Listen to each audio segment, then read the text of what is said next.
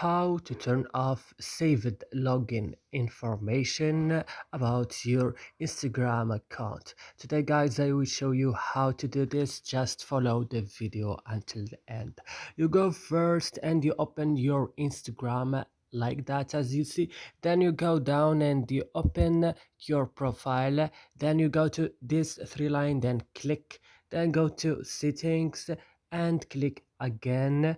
Then guys, go to security, then click, and then go to saved login information. Then you will find the first option, saved login.